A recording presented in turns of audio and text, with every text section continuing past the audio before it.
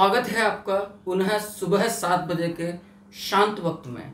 आइए हम शुरुआत करते हैं आत्मविश्वास भरे एक नए अचूक बाण के साथ जो मध्यकाल से आपके लिए लिया गया है।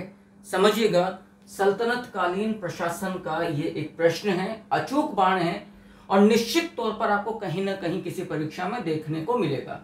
सूची 1 को सूची 2 के साथ आपको सही तौर पर सुमेलित करना है। एक तरफ कुछ कर्मचारी, अधिकारी, कुछ पदाधिकारी दिए हुए हैं, दूसरी तरफ उनसे संबंधित उत्तरदायित्व कार्य दिए हुए हैं।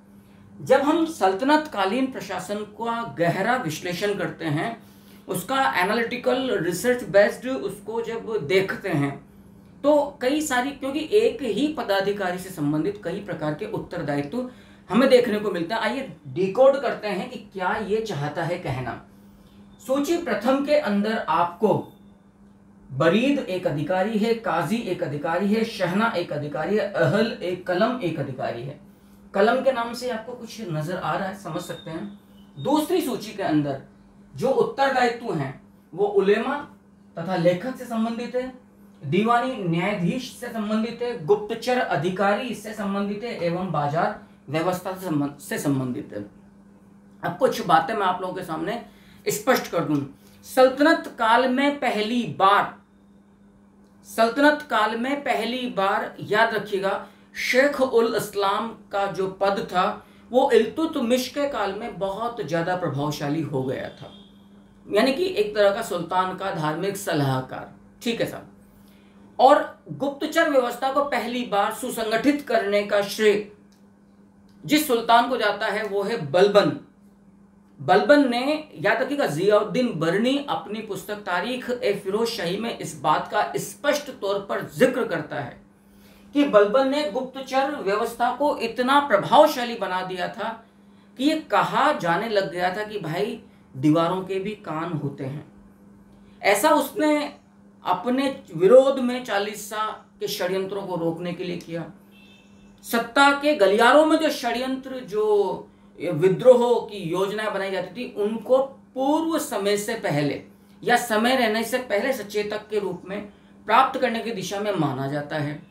और रही बात बाजार व्यवस्था के संदर्भ में, तो अलाउद्दीन खिलजी दिल्ली सल्तनत का पहला सुल्तान था जिसने दिल्ली के और आसपास के इलाके में सेना की जरूरतों को पूरा करने के लिए, यानी कि वो कम वेतन पर अच्छी जिंदगी जी सके बिना किसी दुश्वारी के लिए उसने बाजार सुधार और मूल्य नियंत्रण व्यवस्था लागू किया था। और मैं कई बार अपनी ऑफलाइन क्लासेस में या अपने पेड कोर्स जो मैं लेता हूं वहां पर भी स्पष्ट कहता हूं कि निश्चित तौर पर संपूर्ण भारतीय इतिहास का पहला सुल्तान अलाउद्दीन खिलजी था, जिसको सिकंदर ए सानी के नाम से भी जाना गया, जिसने आधुनिक जो मिलिट्री कैंटीन व्यवस्था होती है उसका प्रोटोटाइप मध्यकाल में ही दे दिया था कि कम वेतन पर भौतिक वस्तुओं की निश्चित, सहज, सर्वत्र उपलब्धता करवाने वाला, बिना रोक टोक के, बिना किसी इंटरप्शन के सुल्तान अलाउद्दीन खिलजी था। आइएगा डिकोड करते हैं।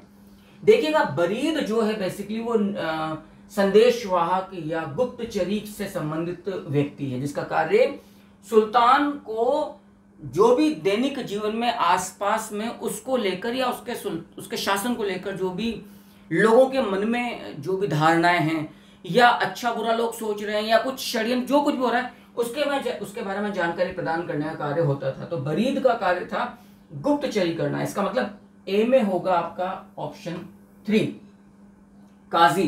काजी बेसिकली होता ही न्यायाधीश था जिसका मूल कार्य जनता के विवादों का निपटारा करके उन्हें एक न्यूनतम स्तर पर दंड का प्रावधान करना भी होता था। तो काजी का जो कार्य होगा वो होगा न्यायाधीश, यानी कि आपको दिख रहा है 2 क्लियर। शहना से संबंधित याद रखिएगा, पदाधिकारी था शहना ए मंडी।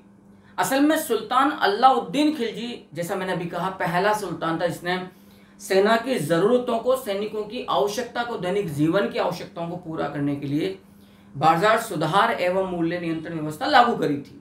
इसके लिए उसने बाजार पर नियंत्रण रखने के लिए कि मिलावट ना हो, कालाबाजारी ना हो, जिन्हें परमिट प्राप्त है परवाना नवीस से या परमिट जारी करने वाले अधिकारी से, जिनको परमिट प्राप्त, जिन्होंने अपना रजिस्ट्रेशन करवाया है, मात्र वही व्यापारी व्यापार कर सकेंगे। किसी प्रकार का कम मूल्य तो नहीं तोला जा रहा है, कम मूल्य की वस्तु या कम तोल की वस्तु। इन सब को सेंसर करने वाला, इन सब पर नियंत्रण करने वाला जो अधिकारी था वो था शहना-ए-मंडी, अर्थात शहना-ए-मंडी को नियुक्त किया अलाउद्दीन खिलजी ने। इसका कार्य था बाजार व्यवस्था, यानी कि सी में आंसर होगा आपका 4। अहल-ए-कलम जो लेखबद्ध या लिपिबद्ध करता है राजकीय आदेशों को, और जो धार्मिक सलाहकार का भी कार्य करता है, यानी कि उलेमा, इसका आंसर होगा। तो ए में 3, बी में 2, सी में 4, डी में 1, यानी कि 3241, 3241, यस। सो ऑप्शन होगा इसका ए, यानी कि इस दो सूचियों को सुमेलित करने के इस अचूक बाण की सीरीज का जो ये आज एक अचूक प्रश्न आपके, बड़ा महत्वपूर्ण प्रश्न आपके सामने, इसका सही उत्तर होगा ऑप्शन ए।